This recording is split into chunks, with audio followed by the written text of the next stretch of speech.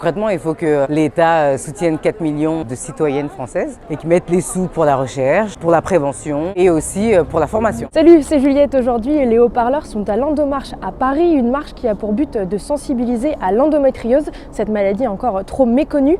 Il y a quelques mois, dans une précédente vidéo, on vous expliquait ce qu'était cette maladie et en quoi elle impactait le quotidien de millions de jeunes femmes. Aujourd'hui, chapitre 2, les endogirls sont dans la rue et maintenant, concrètement, qu'est-ce qu'on fait ?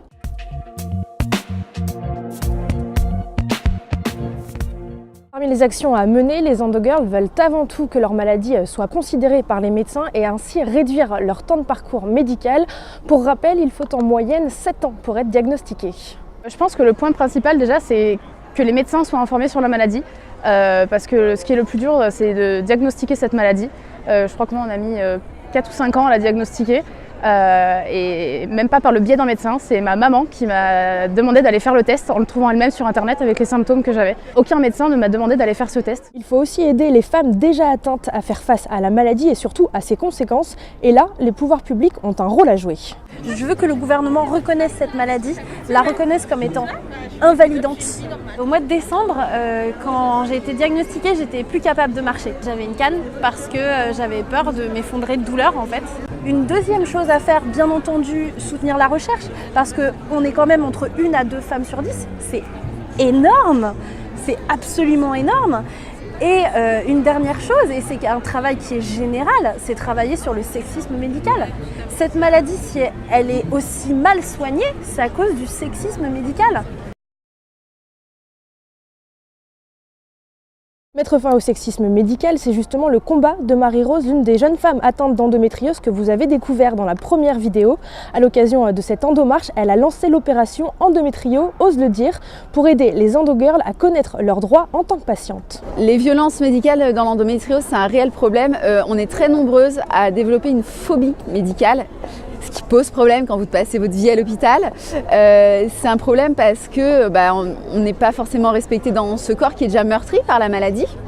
On n'est pas non plus respecté dans nos choix de traitement, alors que c'est des traitements qui sont lourds. Donc quand vous dites stop, ce choix doit être entendu. Des femmes qui veulent absolument pas prendre de pilule, alors que les médecins soient désemparés parce qu'ils ne savent pas faire autrement, c'est une chose, mais qui menacent la patiente pour qu'elle prenne sa pilule en leur disant que finalement si elles vont souffrir c'est de leur faute, qu'elles l'auront bien cherché, qu'il ne faudra pas revenir. Et il y a un réel besoin de connaître ses droits en tant que patiente. Qu'est-ce que je peux demander à mon médecin? Qu'est-ce que je peux refuser? Et l'objectif c'est de donner ces instruments aux patientes. Comme chaque année, Imani était présente à l'Endomarche, la chanteuse et la marraine de l'association Endomind, et veut agir contre cette injustice qui touche des millions de femmes. Moi, je marche tous les ans depuis que je connais cette marche. La lutte contre l'endométriose, c'est une très longue. Il y a beaucoup de chemin à parcourir et tous les ans, c'est symbolique. C'est une manière de montrer que on lâche pas, on lâche rien, qu'on est tout ensemble et qu'il n'y a pas 36 moyens d'y arriver. Il n'y a que la solidarité qui nous sortira de là.